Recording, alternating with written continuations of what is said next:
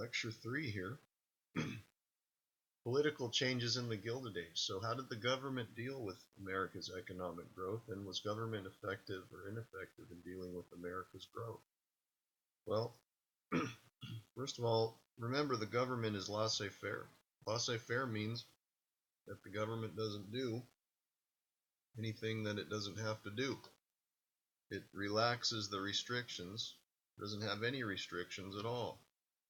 And really, I think the best example of this is that it doesn't matter what party is in power. The Democrats and Republicans are the same when it comes to the economy and the issues facing America at this point. They're indifferent. They don't really care.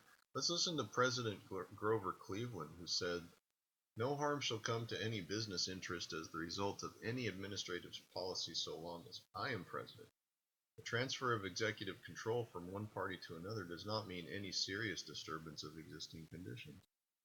So Democrats and Republicans are two sides of the same coin. They have absolutely no interest at this point in championing the rights of the poor and the workers. I mean, everybody's kind of on the side of big business. I mean, when he says that no party is going to disturb any existing conditions, it's like the song, "Meet the new boss, same as the old boss." I mean, there's not going to be any changes.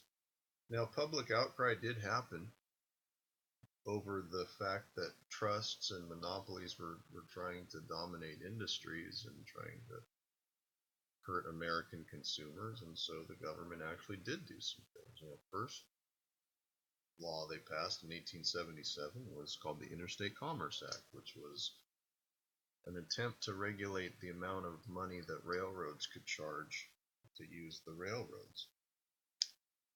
And what was behind this is if you were shipping something across the country, what would happen is like you would have to pay the railroads a shipping fee. Well, if Cornelius Vanderbilt owns like 90% or more of the railroads, he can dictate how much he's going to charge. And that's really frustrating. It's kind of like what happens today with if you have cable TV or something like that, where it's like they're charging these exorbitant fees and rates only because they want to profit and because they can, because there's no competition. So there's a lot of similarities from today to back then. 13 years later, the government passed something called the Sherman Antitrust Act, which prevents monopolies from taking over an industry. But this law is sometimes not applied equally or fairly across industries. And over time, it kind of depends what the Supreme Court believes is in violation of antitrust actions.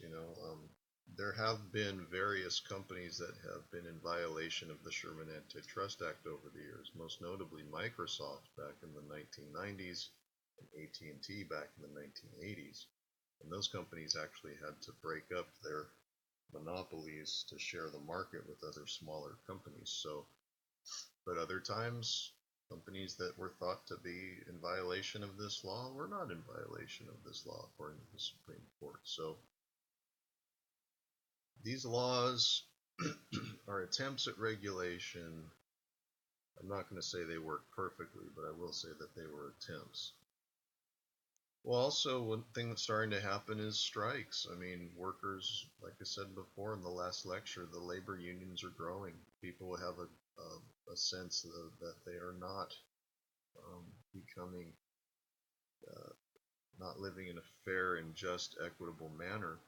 And this map is really interesting because it shows you that countrywide, in pretty much every state, and even in North Carolina where there's barely anything, but there's counties all over the United States that are reporting strikes. And in the industrial core, you can see that there's a ton of strikes, some of the most famous ones. And so how's the government going to deal with all that? Are they going to let the workers strike, or are they going to side with big business? I don't know, but we'll see. let's just go over some famous strikes. So in 1892, you have the Homestead Steel Strike, where you have the Amalgamated Association of Iron and Steel Workers, who are basically protesting the low pay they're getting. And they're walking out on the job. And I'm sorry, if I go back, the government has a response to all these. And what we'll do is we'll talk about the responses of these of the government to these things. Here's another example. You have what are called Pullman cars in the Pullman strike of 1894, and I'm going to do some backflipping. But in railroad workers who work in these things called Pullman cars, who are trying to, you know, get fairer pay and fairer equitable compensation, walk out on the job. Now, in all of these strikes, here's President Grover Cleveland again. Here's a great, great, great quote about the government's attitude toward these strikes. He says, if it takes the entire Army and Navy to deliver a postal card in Chicago, that card will be delivered. Translated into English, what this means is that the government will use the military, if necessary, to stop the strikes. Or they'll use what's called an injunction, which basically means that the government will use a court order to legally try to stop the strike.